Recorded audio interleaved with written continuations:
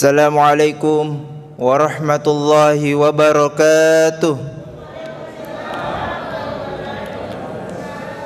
Innal hamdalillah nahmaduhu wa nasta'inuhu wa nastaghfiruh wa na'udzu billahi min shururi anfusina wa min sayyiati a'malina may yahdihillahu fala mudilla lahu wa may yudlil fala hadiyalah.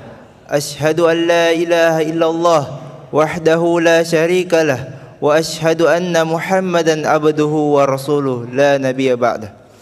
Alhamdulillah, puji dan syukur senantiasa kita panjatkan kehadirat Allah Subhanahu wa taala yang telah memberikan kita nikmat kesehatan, kekuatan dan kesempatan untuk hadir di acara peringatan perjalanan Isra Mi'raj Nabi besar Muhammad sallallahu alaihi wasallam di tempat yang mubarakah ini. Salawat dan taslim senantiasa kita curahkan kepada junjungan kita Nabi besar Muhammad sallallahu alaihi wasallam yang telah diutus oleh Allah Subhanahu wa taala untuk membawa manusia dari kehidupan yang penuh dengan kegelapan kepada kehidupan yang diterangi dengan cahaya Islam. Hadirin yang insyaallah dirahmati oleh Allah Subhanahu wa taala, izinkan saya untuk membacakan susunan acara dalam rangka peringatan Isra Mi'raj Nabi besar Muhammad sallallahu alaihi wasallam tahun 1443 Hijriah yang akan berlangsung pada kesempatan ini. Acara pertama, pembukaan oleh protokol. Acara kedua, pembacaan ayat suci Al-Quran. Acara ketiga, lantunan solawat asgil. Acara keempat, sambutan dari Ketua Umum Pengurus Masjid Al-Mukhlisin. Acara keenam, ceramah atau tausiah hikmah perjalanan Isra Mi'raj Nabi besar Muhammad sallallahu alaihi wasallam dan sekaligus pembacaan doa. Acara ketujuh, istirahat. Baiklah, saya akan kembali kepada acara yang pertama, pembukaan oleh protokol. Mari kita membuka acara kita ini dengan sama-sama mengucapkan basmalah. Bismillahirrahmanirrahim. Lalu acara kedua, pembacaan ayat suci Al-Quran yang akan dibawakan oleh akhina Muhammad Nur Hamzah, pengajar TPA Al-Mukhlisin. Kepadanya kami persilahkan. Bismillahirrahmanirrahim. Assalamualaikum warahmatullahi wabarakatuh.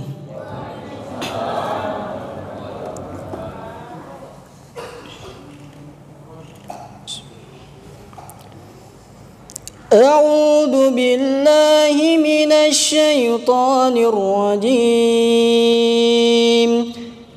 Bismillahirrahmanirrahim.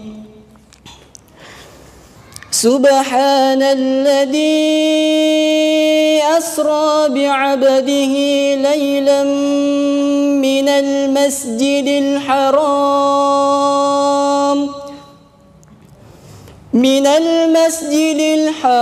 ilal masjidil aqsa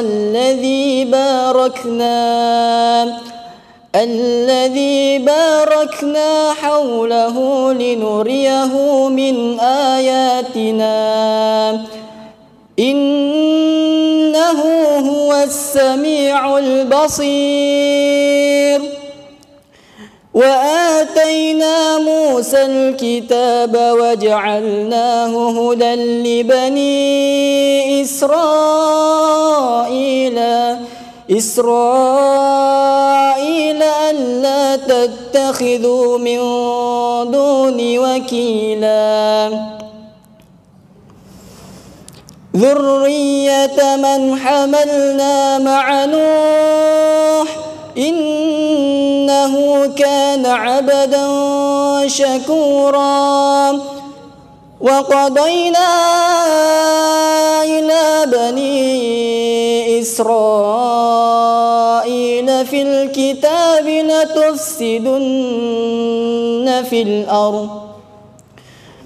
لتفسدن في الأرض مرتين ولتعلن علوا كبيرا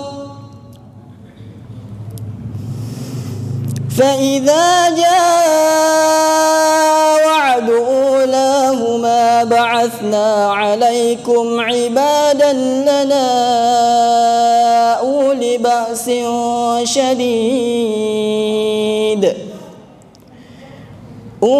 بأس شديد فجاسوا خلال الديار وكان وعدا مفعولا ثم رددنا لكم الكرة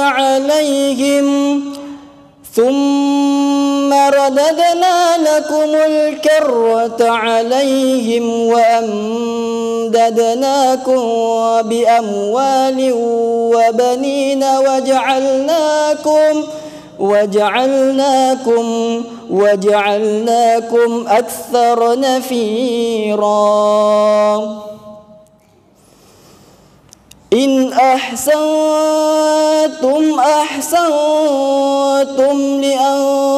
لأنفسكم وإن أسأتم فلها فإذا جاء وعد الآخرة ليسوءوا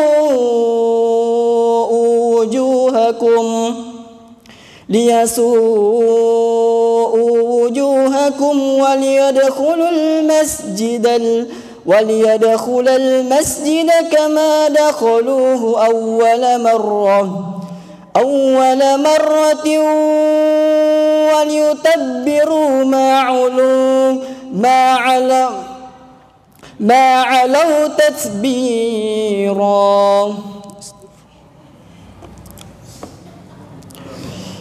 عسى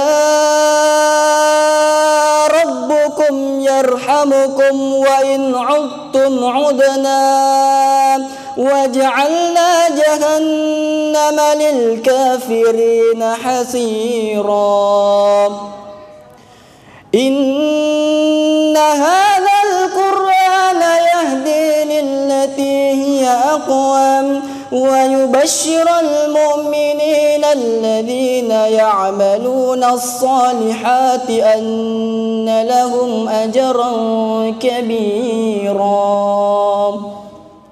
وأن الذين لا يؤمنون بالآخرة أعتدنا لهم عذابا أليما Sadaqallahul azim. Selanjutnya acara ketiga, lantunan salawat asgil yang akan dibawakan oleh Akhina Harlan.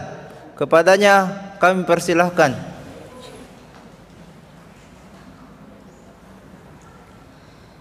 Allahumma salli ala sayyidina Muhammad wa ashqili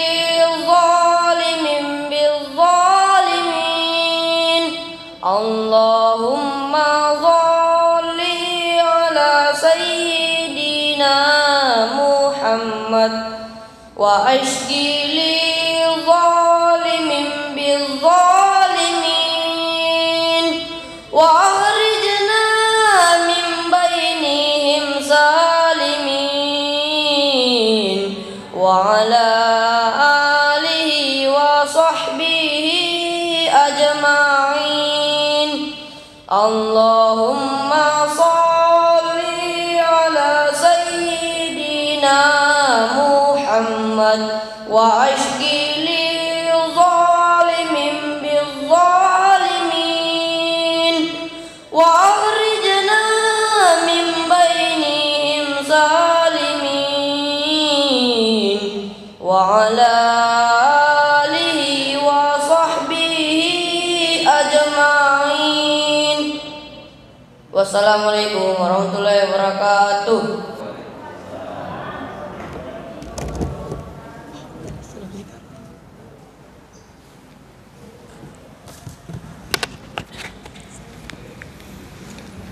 Selanjutnya acara keempat, sambutan dari Ketua Umum Pengurus Masjid Al-Mukhlisin kepada Bapak Dr. Haji Muhammad Bahar Akaseteng LC, P, M Hum, kami persilahkan.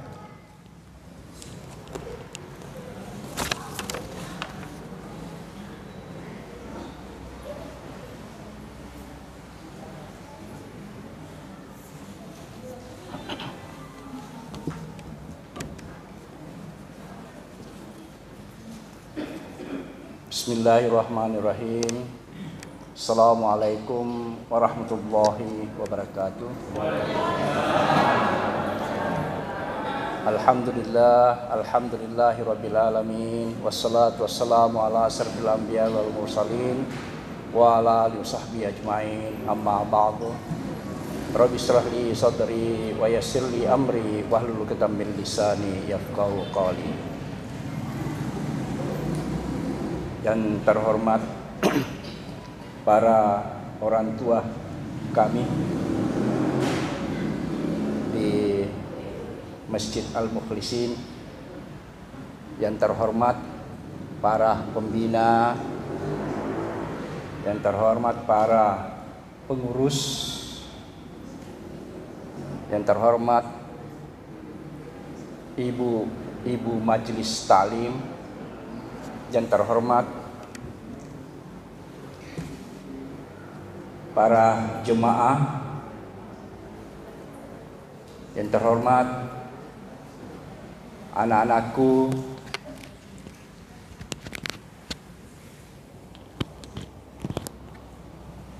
dan hadirin dan hadirat yang sama-sama saya muliakan.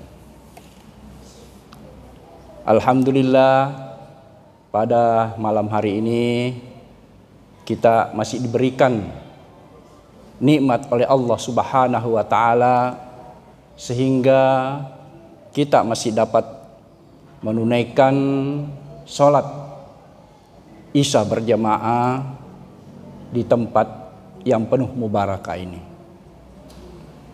Kedua kalinya marilah kita mengucapkan ribuan terima kasih kepada junjungan besar Muhammad sallallahu alaihi wasallam yang telah memberikan petunjuk dari jalan gelap gulita ke jalan terang menerang. Hadirin hadirat yang sama-sama saya muliakan, hari ini adalah hari di mana kita akan memperingati Isra Mi'raj, di mana Isra Mi'raj ini adalah penerimaan Rasulullah sallallahu alaihi wasallam waktu-waktu salat, yaitu 5 waktu. Dulunya itu banyak waktu, tetapi setelah dia berisra dan mi'raj ke Sidratul Muntaha, maka dia menerima 5 waktu yang sebagaimana kita kerjakan sehari-hari. Dan mungkin ini akan dijelaskan lebih lanjut oleh penceramah nantinya Bapak Profesor Dr. Haji Mir Alam, MSc. Kemudian selanjutnya ya, saya sebagai pengurus berkewajiban untuk menginformasikan bahwasanya masjid kita ini adalah masjid umat, masjid jamaah, tetapi tidaklah berarti masjid ini karena masjid jamaah, masjid kita semuanya kita semena-mena kita berbuat apa yang ada. Jadi maksud saya, kita sebagai jamaah, sebagai pengurus, masjid ini adalah milik kita. Tetapi tidaklah dengan milik kita semaunya kita berbuat. Itu barangkali yang perlu kita ini. Kemudian yang kedua, masjid kita ini ada 2 hal yang mana ada pembangunan, karena dalam masjid kita ini masih pembangunan. Belum ada yang selesai, baik fisik maupun spiritual.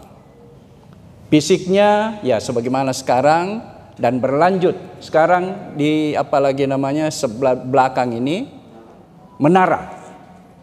Kita akan alhamdulillah sudah naik 4 meter dari yang sebelumnya, itu tinggal 6 meter dan 7 meter sudah. Jadi ini insya Allah saya selalu katakan bahwasanya masjid itu tidak punya uang. Masjid itu hanya punya rezeki.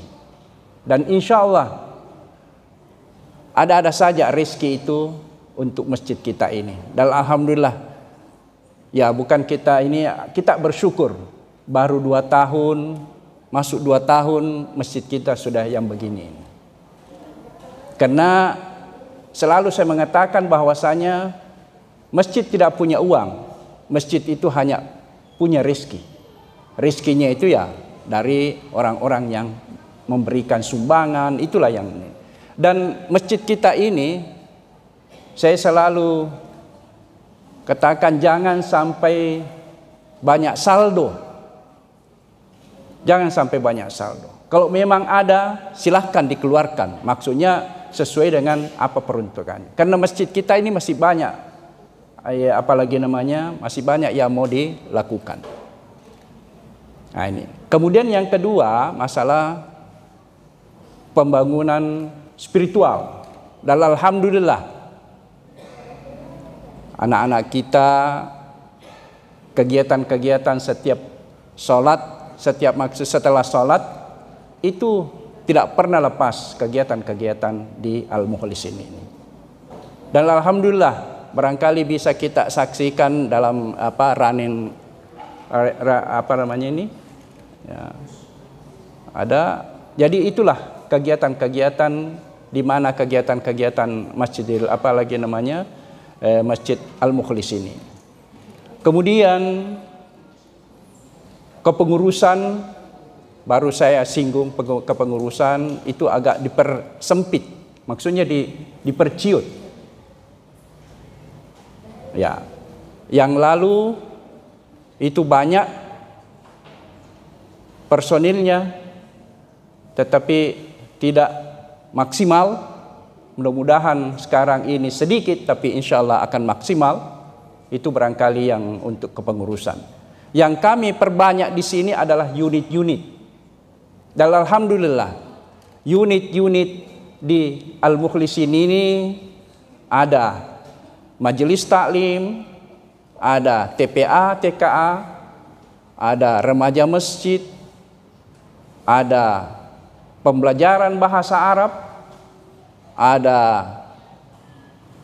basnas, zakat, ada yang terakhir ini kami SK-kan, kami bentuk, yaitu masalah olahraga dan kesehatan.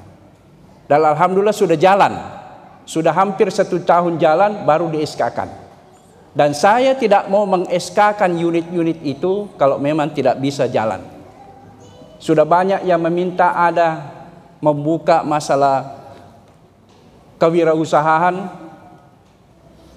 Saya selalu diminta supaya di SK-kan apa, saya tidak akan meng-SK-kan kalau memang itu tidak jalan. Kalau sudah jalan, insya Allah itu sudah apalagi namanya, berarti kegiatan ini sudah bisa jalan. Saya kira ini saja apalagi namanya sambutan saya, walaupun barangkali ya agak ada 10 menit, tapi tidak apa-apa supaya bapak-bapak, ibu dan anak-anakku sekalian mengetahui apa yang ada di masjid kita ini. Saya kira cukup dulu dari saya. Bila ada kata-kata yang kurang berkenan, saya mohon maaf. Saya ini manusia biasa dan tak luput dari kesalahan dan kelupaan. Wabillahi taufiqul hidayah. Assalamualaikum warahmatullahi wabarakatuh. Waalaikumsalam warahmatullahi. Di mana sih? Ya.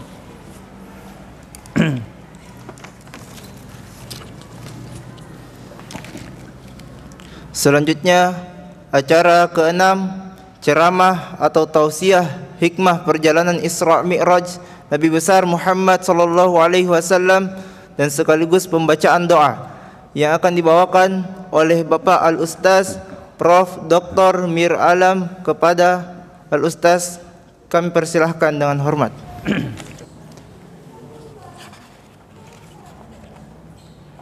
Bismillahirrahmanirrahim. Assalamualaikum warahmatullahi wabarakatuh. Alhamdulillah rabbil alamin. Alladzi halaqasy syamsa wal qamara husbana. Asyhadu an la ilaha illallah wahdahu la syarikalah wa asyhadu anna Muhammadan abduhu wa rasuluh. Qala Allah ta'ala fil Qur'anil Karim, a'udzubillahi minasyaitonir rajim. Bismillahirrahmanirrahim. Ya ayyuhalladzina amanu ittaqullaha haqqa tuqatih wa la tamutunna illa wa antum muslimun. Qala aidan subhanallazi asra bi 'abdihi lailan minal masjidil haram ilal masjidil aqsa allazi barakna haulahu linuriyahu min ayatina innahu was-sami'ul basir. Sadaqallahul azim. Alhamdulillah, tiada kata yang pantas kita ucapkan pada malam hari ini, karena berkat rahmat, kasih dan sayangnya Tuhan yang menjadikan matahari dan bulan sebagai alat perhitungan waktu, sehingga luar biasa pada malam hari ini. Saya kira peristiwa malam ini mungkin jarang terjadi, bertepatan 27 Februari dengan 27 Rajab, pas angkanya sama. Saya yakin bahwa di Bali ini ada rahasia, karena segala sesuatu yang terjadi sebenarnya itu di Bali itu ada rahasia. Segala peristiwa yang terjadi di Bali itu ada momen untuk kita mengambil pembelajaran, mendapatkan ilmu dan hikmah di balik sebuah peristiwa.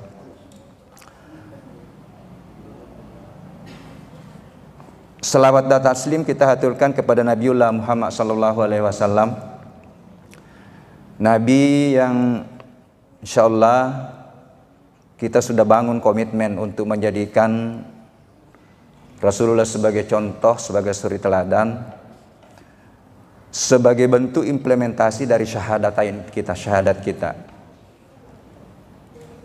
Jadi syahadat itu bukan hanya sekedar ucapan, tetapi itu merupakan suatu komitmen akan menjadikan Rasulullah sebagai suri teladan dalam melakoni dua hal atau dua fungsi dan peran yang diamanahkan oleh Allah kita hadir di permukaan bumi ini, yaitu sebagai Abdillah yang implikasinya kepada amalan-amalan ritual. Tadi alhamdulillah kita sudah melaksanakan salat jamaah Isya secara berjamaah. Itu sudah contoh dari Rasulullah, betapa dianjurkannya salat awal waktu, betapa dianjurkannya salat jamaah, maupun dalam melaksanakan peran yang kedua, yaitu sebagai khalifah. Inni ja'ilun fil ardi khalifah. Jadi dua ini peran. Ketika kita lakoni dengan baik, dengan benar, ya, insya Allah itulah jalan nanti kita untuk meneput keselamatan di dunia wal akhirah.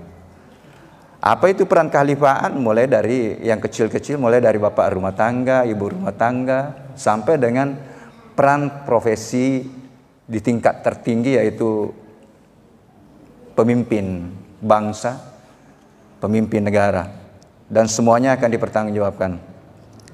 Nah, alhamdulillah pada malam hari ini saya diberikan amanah untuk menyampaikan sedikit hikmah di balik peristiwa Isra Mi'raj ini.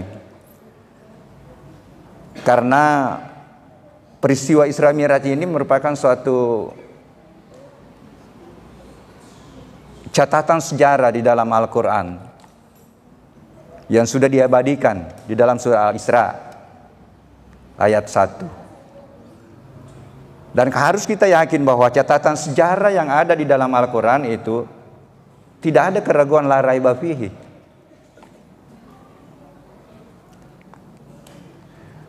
Nah, sejarah atau informasi dalam Al-Quran bisa menjadi sumber inspirasi di dalam mengkaji ilmu, bisa menjadi sumber pelajaran dan hikmah di balik catatan sejarah atau peristiwa yang disampaikan oleh Al-Quran. Nah, sehingga pada kesempatan ini, dari awal saya ditawari Pak Ketua, saya bilang kalau mau tampil beda sedikit, ya saya siap menerima. Karena saya mencoba melihatnya peristiwa ini dari dua dimensi. Yang pertama adalah dimensi ilmu pengetahuan, dan yang kedua adalah dimensi spiritual. Kalau sudah terkait dengan dimensi spiritual itu banyak sekali kita dengar mungkin. Ya, mulai dari kecil kita sudah dengar riwayat bagaimana perjalanan Isra Mi'raj Rasulullah. Ya, yang pada saat itu memang harus yang melandasi harus hakul keyakinan akan terjadinya peristiwa itu. Nah, rupanya dalam dimensi ilmu pada masa perkembangan ilmu pengetahuan sekarang itu sudah bisa dijelaskan, terutama perjalanan horizontalnya. Karena ini kan dijelaskan bahwa perjalanannya itu ada dua dimensi, dimensi horizontal dari Masjidil Haram ke Masjidil Aqsa, kemudian dimensi vertikal yang disebut dengan Mi'raj. Ini masih yang sulit dijelaskan oleh ilmu. Disinilah keterbatasan ilmu pengetahuan untuk bagaimana mengkaji apa rahasia-rahasia di balik ayat itu.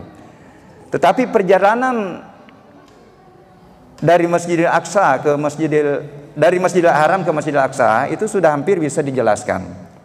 Didekati, ya meskipun mungkin masih beda-beda pandangan. Nah, peristiwa-peristiwa yang terjadi itu saya tadi telusuri, itu ada berapa ayat memang kita diperintahkan untuk memikirkan. Ketika Allah menyampaikan pikirkan, itu bisa berarti telitilah itu peristiwa itu. Nah, dari sisi sains, dari sisi ilmu pengetahuan, ini bisa dijelaskan sebenarnya dengan berkembangnya dua ilmu, yaitu ilmu cahaya dan ilmu gelombang.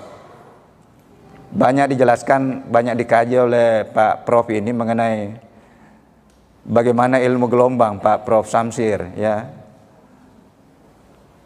Jadi kalau kita telusuri sebenarnya ini kehidupan tidak terlepas dari dua proses ilmu yang mendasari, ilmu biologi, ilmu kimia, ilmu fisika.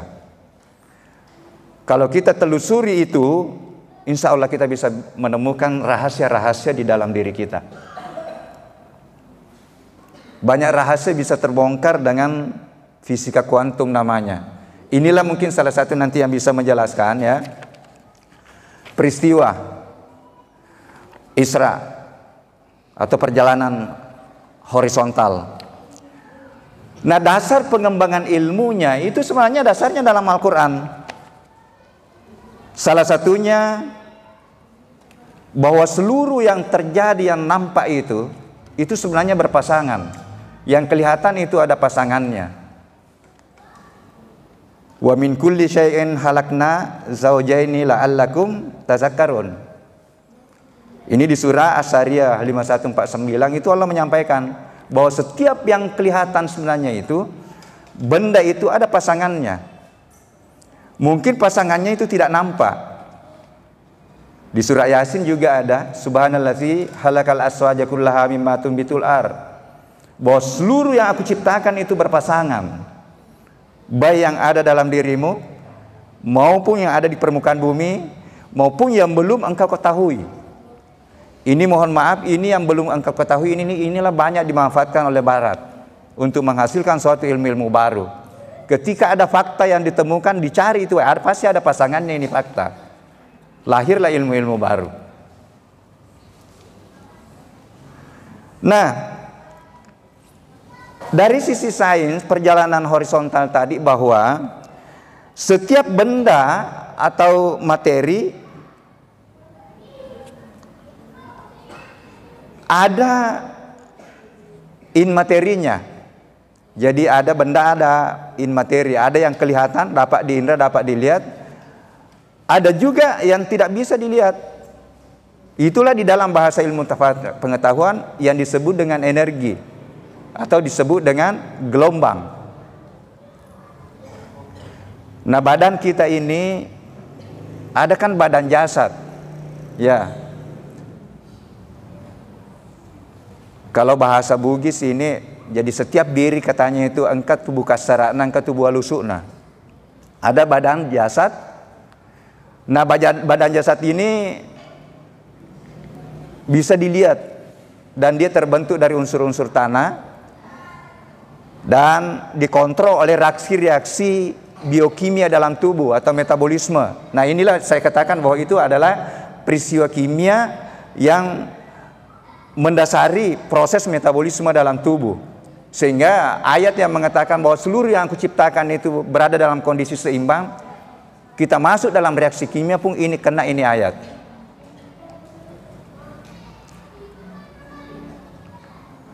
Kemudian badan kita juga memiliki badan yang tidak nampak. Itulah badan jiwa, badan ruh. Makanya dikatakan jasmani dan ruhani. Atau dalam bahasa ilmu pengetahuan disebut badan energi atau badan bioplasmik. Badan energi yang bisa memancar keluar. Karena ketika masuk pada tadi badan energi badan bioplasmi itu, ya, kalau sudah masuk kepada ranah gelombang itu sudah tidak dibatasi oleh ruang dan waktu. Jadi dia bisa merambat keluar. Nah, ini mungkin bisa dalam bentuk pemikiran, bisa dalam bentuk gagasan, ya. Itu semuanya adalah kekuatan badan yang tidak nampak. Nah, ini setelah ditemukan fisika kuantum namanya, disinilah terungkap kekuatan dari badan jiwa kita. Dengan ditemukannya rumus energi yang pertama ditemukan oleh Einstein, bahwa badan kita itu yang beratnya 63 kg, yang dulu waktu fisika Newton namanya, itu hanya berbanding lurus dengan kekuatan kita. Jadi kalau 63 berat badan kita, kekuatan kita hanya 63, setara dengan 63. Tetapi Einstein mengatakan ada yang tersembunyi. Nah, luar biasalah yang tersembunyi itu. Pangkat 2 dari kecepatan cahaya. Dan berapa kecepatan cahaya itu? 300.000 km per detik. Nah, inilah yang bisa menjelaskan, ya, betapa perjalanan Rasulullah yang diriwayatkan tadi itu, yang diizinkan oleh Allah, yang hanya sekejap. Jarak antara Masjidil Haram di Mekah dengan Masjidil Aqsa di Palestina itu kan 1.500 kilo.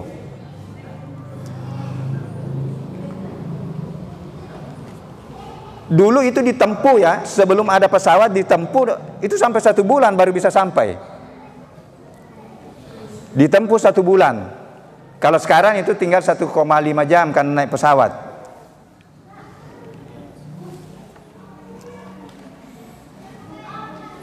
Nah, dengan mendekati tubuh cahaya tadi, ya, karena menurut riwayat Rasulullah diperjalankan itu kan mengendarai burak.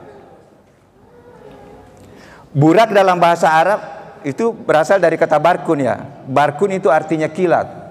Berarti dia bergetar secepat cahaya. Berapa tadi kecepatan cahaya yang ditemukan? 300.000 km per detik. Ini artinya kalau hanya 1.500 kilo itu hanya ditempuh 0,005 detik. Ini bisa dijelaskan. Jadi dia ditemani oleh malaikat, kemudian dia bersama dengan mengendarai burak. Burak itu adalah barkun cahaya. Berarti ini sudah bisa didekati dengan pendekatan ilmu cahaya dan ilmu gelombang. Saya kira ilustrasinya begini, sama dengan telepon. Karena suara itu bisa merambat melalui gelombang, ya. Sehingga saya bicara di masjid ini, ya. Di Masjid Al-Muhsin ini, di mimbar ini saya bicara, itu sekejap bisa diterima, bisa didengar di seluruh dunia. Tergantung dari alat yang menerima di sana. Dan saya kasih tahu nomor telepon saya misalnya. Begitu pula badan saya bisa dilihat di seluruh dunia dengan melalui Zoom. Kita kasih tahu saja meeting ID-nya di sana, ya. Itu bisa disaksikan. Ini luar biasa. Itu semua tadi karena ini bisa merambat melalui gelombang dengan kecepatan cahaya. Hadirin para jamaah yang insya Allah dimuliakan Allah. Inilah penjelasan-penjelasan ilmu pengetahuan yang menjelaskan betapa pada saat itu ketika Rasulullah menyampaikan bahwa dia mengalami perjalanan, suatu peristiwa diperjalankan oleh Allah dari Masjidil Haram ke Masjidil Aqsa, malam itu tidak ada yang percaya. Dan yang pertama yang ketawa setengah mati itu adalah Abu Jahal. Karena ini ceritanya itu kan sudah 10 tahun kenabian Rasulullah baru diperjalankan. Abu Jahal yang pertama, coba itu saya katakan memang Muhammad itu pembohong. Muhammad itu adalah gila. Ajaran-ajarannya itu tidak bisa dipercaya. Ini buktinya. Ini kan tidak masuk akal. Katanya dia diperjalankan oleh Allah, ya, tadi malam. Sehingga dia cobalah dekati Abu Bakar. Katanya tinggal satu ini yang harus kita dekati. Kalau Abu Bakar juga percaya bahwa Muhammad pembohong, habislah Muhammad.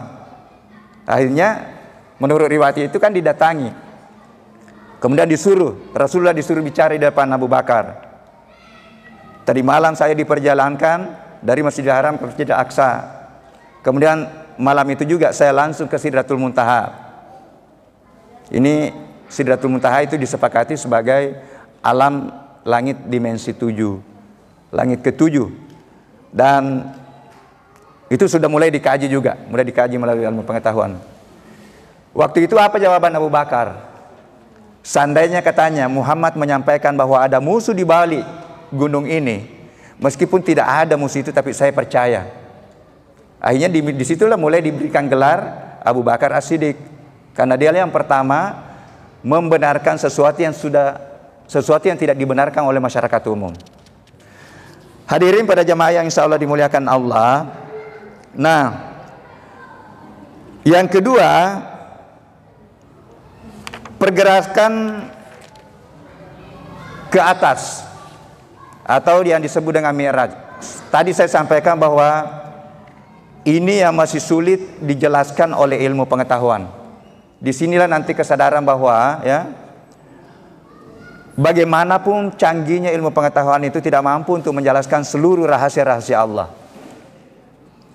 Hanya bisa diterima dengan keyakinan penuh. Nah, peristiwa ini hanya bisa dijelaskan di surah An-Najm itu 53 ayat 11, bahwa memang Rasulullah itu sampai ke langit atas, dan salah satu yang dia saksikan adalah disaksikan surga. Ini menjadi pemikiran bagi kita, kalau begitu surga sekarang sudah ada. Nah, di dalam pendekatan ilmu sekarang ada teori yang menjelaskan ini, namanya membran teori atau M-teori.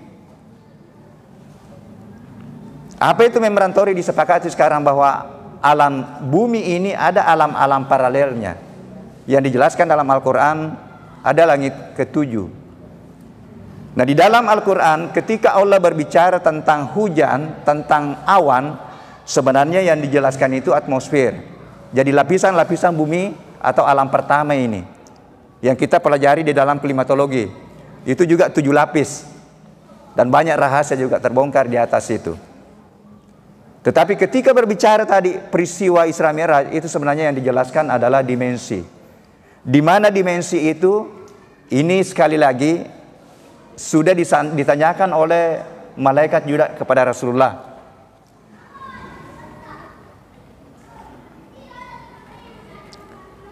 Malaikat bertanya kepada Rasulullah, "Ya Rasulullah, di manakah sebenarnya akhirat itu? Di manakah sebenarnya alam-alam itu yang di luar yang tidak kelihatan?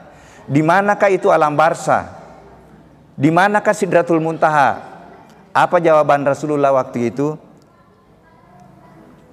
Sidratul Muntaha, alam-alam lain di luar alam dunia ini,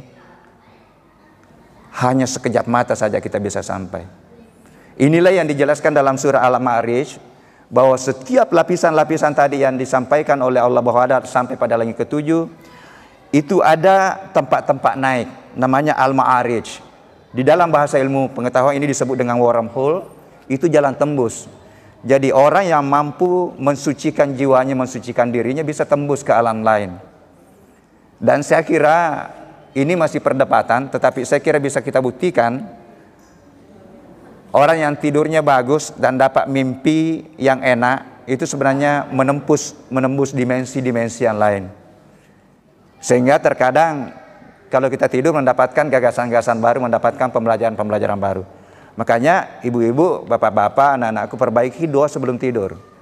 Karena boleh jadi kita tembus pada saat kita tidur, ya. Itu sudah banyak pembelajaran-pembelajaran dan saya kira banyak dialami oleh para wali. Hadirin para jemaah yang insya Allah dimuliakan Allah, ini tadi dari penjelasan-penjelasannya yang bisa mempertegas betapa peristiwa itu sekarang sudah bisa dijelaskan untuk memperkuat keimanan. Nah, ada apa hikmah dan pembelajaran di balik peristiwa yang kita jelaskan tadi, baik secara spiritual maupun secara sains, ilmu pengetahuan. Yang pertama, betapa pentingnya ilmu pengetahuan untuk meningkatkan dan mengokohkan keimanan dan ketakwaan. Ini perlu saya sampaikan. Karena terkadang juga ada pandangan begini, kenapa kamu dibahas itu? Yakini saja. Maaf, tingkatan keimanan seseorang, ketakwaan dan keimanan seseorang, ya, itu ada 3 tingkatan. Ada namanya ilmu yakin, ada ainul yakin, baru percaya kalau dia lihat. Nah, ini mungkin kelihatannya ini yang paling rendah ini. Ada Mir Alam berdiri di mimbar, tidak percaya kalau hanya informasi dikasih tahu dari orang, tetapi nanti dilihat baru, oh ada betul berdiri di mimbar memberikan materi mengenai Isra Mi'raj. Tetapi ada tingkatan yang paling tinggi namanya hakul yakin. Nah, inilah ya harus didapatkan melalui ilmu yakin. Jadi tidak mungkin kita sampai pada hakul yakin kalau kita tidak mempelajari ilmunya. Tidak mungkin kita yakin bahwa Allah itu maha adil, maha besar ketika kita tidak kaji ilmunya. Nah, ilmunya dari mana?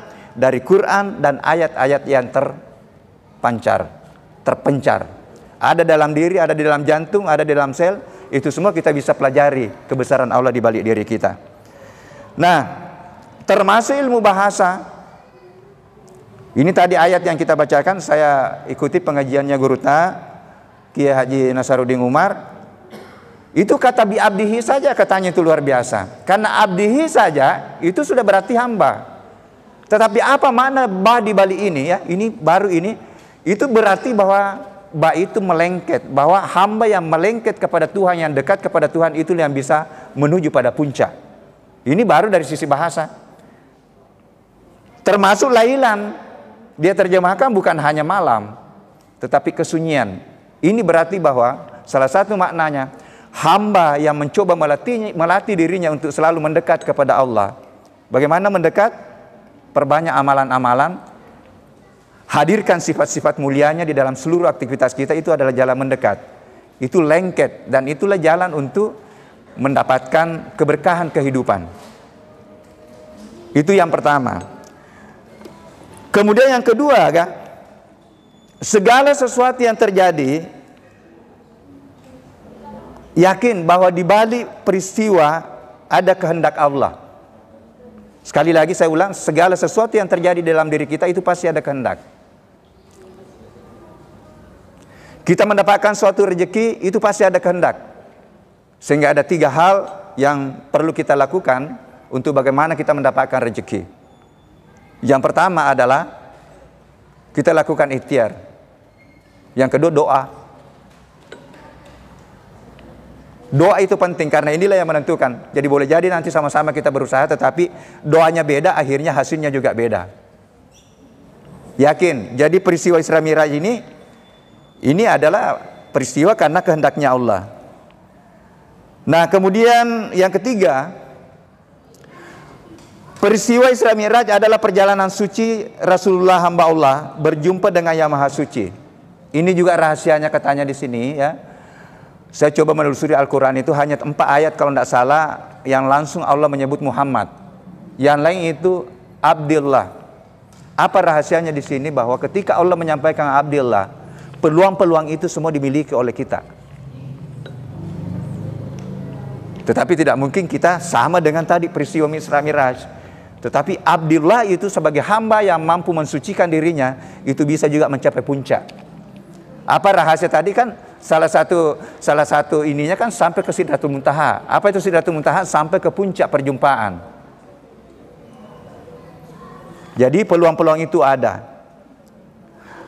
Saya biasa katakan juga peluang-peluang kewalian semua dimiliki oleh orang.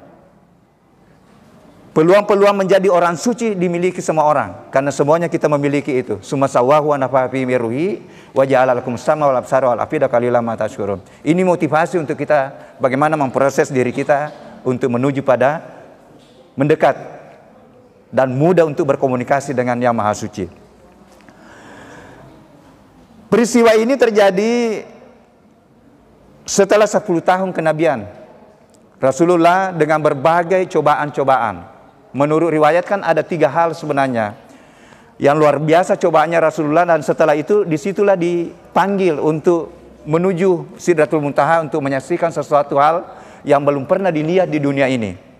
Yang pertama adalah pada saat itu setelah 10 tahun itu kan terjadi boikot ekonomi kan, sehingga betul-betul dia rasakan waktu itu diboikot oleh lawan-lawan politiknya ya.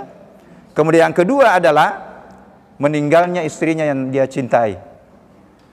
Yang ketiga adalah meninggal pamannya yang luar biasa mendukung perjuangannya. Sehingga di dalam bukunya Agus Mustafa itu salah satu cara untuk menuju puncak, memang hilangkanlah 3 ta ini. Ada 3 ta katanya. Karena Rasulullah dia dipisahkan oleh harta, kemudian dia dipisahkan oleh kekasihnya, kemudian dipisahkan oleh pamannya yang sangat diharapkan untuk membantu perjuangannya. Justru setelah itu justru dia lebih mendekatkan dirinya kepada Allah. Banyak merenung di Masjidil Haram dan disitulah diperjalankan. Yang keempat,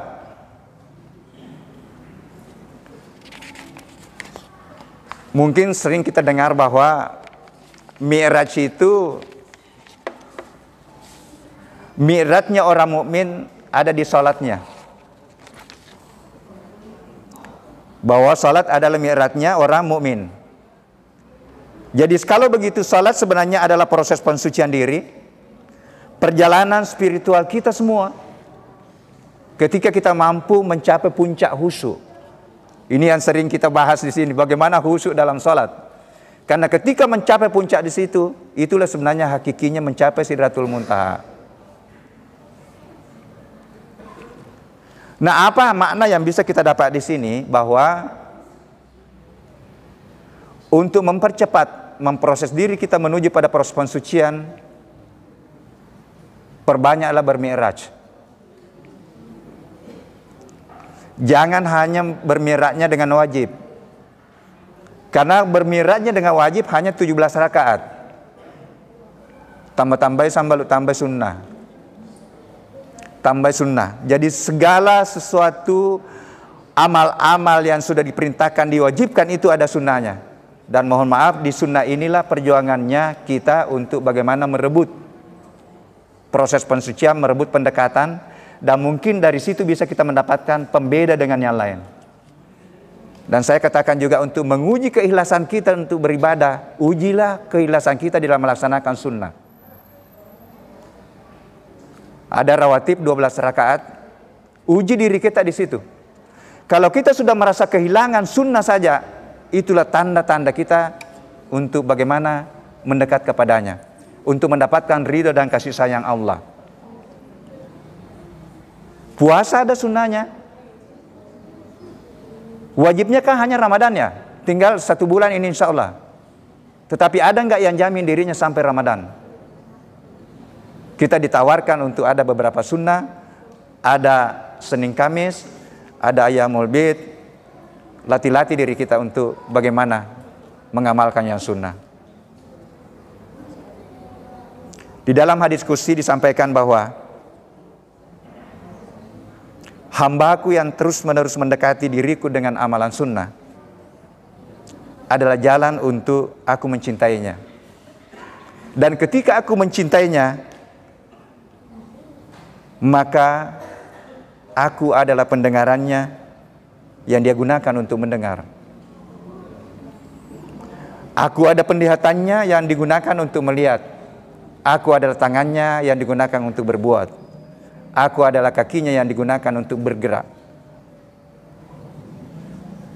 Dan salah satu cirinya ini, ketika katanya sunnah itu kita sudah tidak bedakan dengan wajib. Kita berpeluang untuk mendapatkan ini. Mari kita manfaatkan untuk bermi'raj. Melatih diri kita untuk memperbanyak frekuensi mi'raj kita. Perbanyak sunnah-sunnah, dan masih banyak rahasia-rahasia lain sebenarnya yang bisa kita ungkapkan. Tetapi ini waktu, ya, dan tadi sudah ada beberapa acara yang mendahului acara ini, ya. Anak-anak kita tadi ada yang selawat. Yakin, kita harus yakinnya bahwa selawat itu adalah jalan untuk bagaimana kita berkomunikasi dengan Rasulullah. Bahkan di tingkatan tinggi, ya, kita harus yakin bahwa ketika katanya kita baca salawat, Rasulullah itu hadir di sekitar kita untuk bagaimana menyaksikan apa yang kita lakukan. Saya kira itu mungkin yang perlu saya sampaikan, ya. Mulai tadi bagaimana dari dimensi ilmu pengetahuan, kemudian dari dimensi spiritual, dan bagaimana makna atau hikmah-hikmah di balik peristiwa ini. Yang paling mendasar saya ulangi lagi, mari kita memperbanyak frekuensi mi'raj kita untuk mempercepat proses pensucian jiwa kita, karena inilah harapan kita semua bagaimana menuju pada jiwa yang suci, ya, jiwa al-mutmainnah yang selalu saya sampaikan di mimbar ini. Setiap saya ceramah saya hampir saya tidak pernah tidak baca ayat ini. Ya Tuhan nafsul mutmainnah irji'i ila rabbiki radiyatan mardiyah fadkhuli fi ibadi wadkhuli jannati. Karena rupanya di dalam kehidupan ini yang mana yang siapa, ya? Kita diundang nanti di dalam perpisahan ruh, nyawa kita dengan badan kita diundang oleh Allah, dan kita diundang oleh Allah untuk masuk surga. Hai jiwa yang tenang yang mencapai tadi proses pensucian jiwa melalui mi'raj yang banyak tadi, memperbanyak sunnah-sunnahnya, masuk dalam ke dalam golongan-golongan hamba-Ku yang aku ridha, dan masuklah ke dalam golongan hamba-Ku yang masuk surga. Semuanya kan kita mau masuk surga. Ini ayat rahasianya di sini. Kita diundang, kita dipanggil.